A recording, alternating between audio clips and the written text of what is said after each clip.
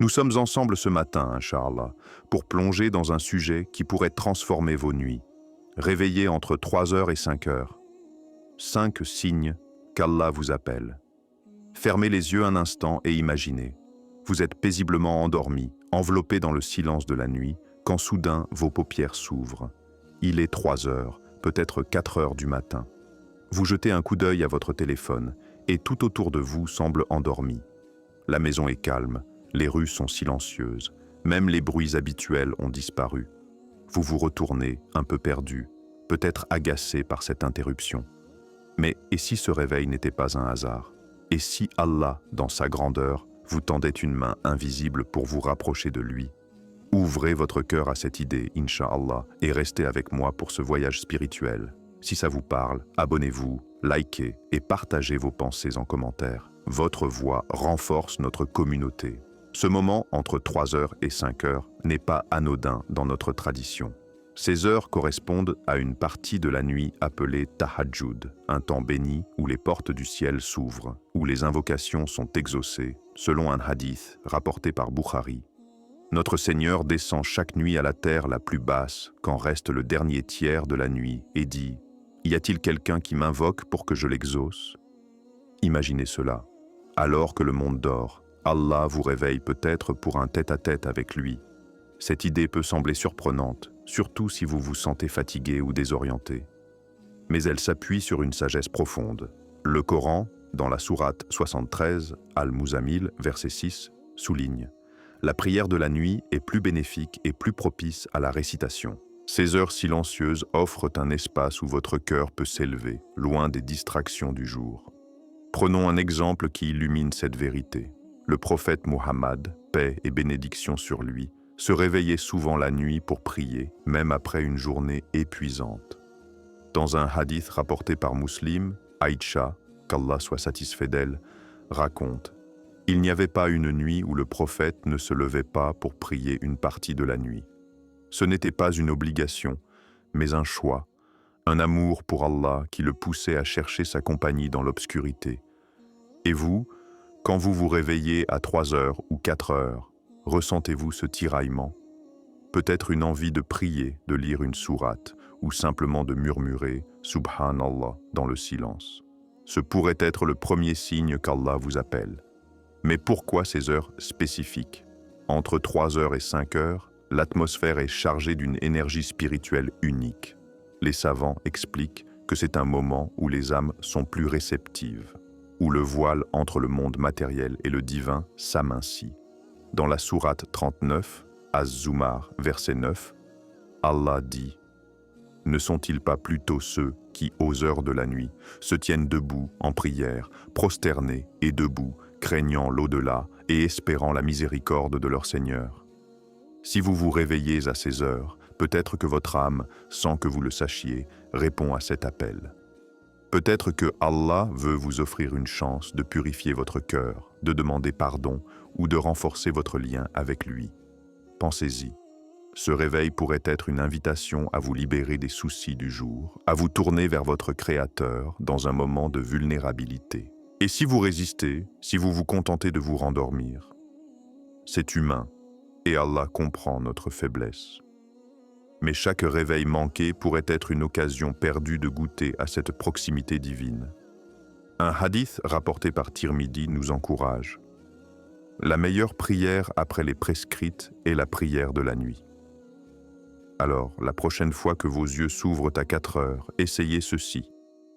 Asseyez-vous, faites vos ablutions et récitez une courte sourate comme Al-Ikhlas. Laissez ce moment vous envelopper. Peut-être sentirez-vous une paix inattendue, un signe que Allah vous observe. Dans la prochaine section, nous irons plus loin. Quels sont ces 5 signes précis qu'Allah vous appelle à travers ce réveil? Restez avec moi, Inch'Allah. J'ai hâte de continuer ce chemin avec vous. On avance ensemble, Inch'Allah, dans cette exploration fascinante. Réveillez entre 3 heures et 5 heures. 5 signes qu'Allah vous appelle. On a vu comment ce réveil nocturne pourrait être plus qu'une simple interruption, un moment béni où Allah vous invite à le rejoindre, comme le faisait notre prophète, paix et bénédiction sur lui. Mais comment savoir si c'est vraiment un appel divin? Quel signe révèle que ce réveil n'est pas un hasard, mais une guidance? Préparez votre cœur à découvrir ces 5 indices, et si ça résonne en vous, partagez vos expériences en commentaire. Vos mots éclairent nos âmes. Premier signe, une paix intérieure soudaine. Quand vous vous réveillez entre 3 heures et 5 heures, vous pourriez sentir une sérénité inhabituelle, même au milieu de la fatigue. Le Coran nous enseigne dans la sourate 13, Ar-Ra'd, verset 28. Ce sont ceux qui ont cru et dont les cœurs se tranquillisent avec le rappel d'Allah. Deuxième signe, une envie de prier ou de lire le Coran. Parfois, en ouvrant les yeux, une impulsion vous pousse à faire vos ablutions ou à prendre votre mouchaf. C'est un signe puissant. Un hadith rapporté par Bukhari dit « Celui qui prie la nuit et persévère recevra une récompense qu'il ne peut imaginer. » Si vous sentez ce désir, même faible, c'est peut-être Allah qui plante une graine dans votre cœur. Essayez, récitez Al-Fatiha ou Ayat al-Kursi. Vous pourriez être surpris par la clarté qui suit. Troisième signe, des pensées spirituelles qui affluent. À ces heures, votre esprit peut se remplir de réflexions sur la vie, la mort ou votre relation avec Allah.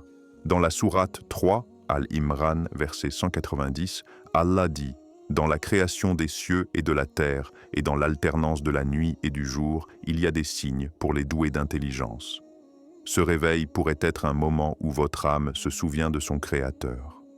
Notez ces pensées, elles pourraient guider vos invocations. Quatrième signe, une protection contre une perturbation. Si vous vous réveillez et remarquez que vous avez évité un cauchemar ou une angoisse, c'est un indice. Le prophète, paix et bénédiction sur lui, a dit, selon un hadith de Muslim, « Le sommeil du croyant est une adoration. » Peut-être qu'Allah vous sort du sommeil pour vous préserver d'une influence négative. Réfléchissez, cet éveil vous a-t-il déjà sauvé d'une pensée troublante?